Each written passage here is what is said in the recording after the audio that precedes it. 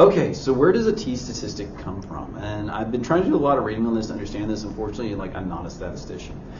So this video is going to both over-explain and under-explain. But when it comes to proving this t-statistic, what we're going to do is we're going to look at a subset, xi, of a complete set, big X. Now, big X has the properties that it has an average and a variance.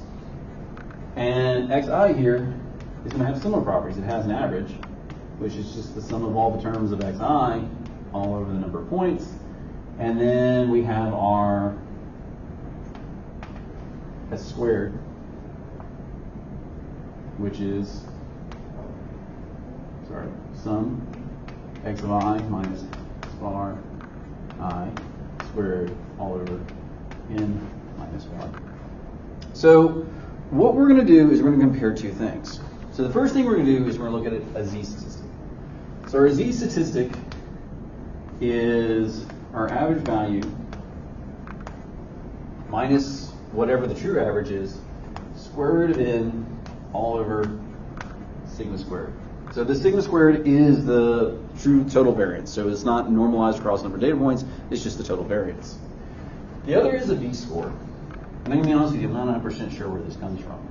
The v-score is just the degrees of freedom minus 1 times the variance of the subset all over the variance of the complete set. So our t-statistic is defined as our z-score all over the square root of our v-score divided by our degrees of freedom. So when we rearrange this, we get x bar minus mu square root of n all over sigma times, well, n minus 1 is just s squared over sigma squared, and then we're going to take 1 over the square root of that, so this is going to be s over sigma. These terms are going to cancel out, and this is where we get xi minus mu square root of n all over s.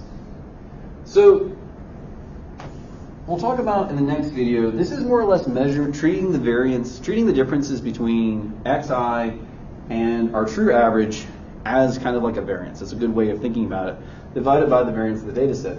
The powerful thing here about the student t-statistic, and this is kind of why it took over this type of analysis, is one, it actually works pretty well for small data sets. So there are more powerful statistical tests you can do, but they require a larger number of data points. Here we can get away with a minimum of 3 and actually get pretty reliable answers.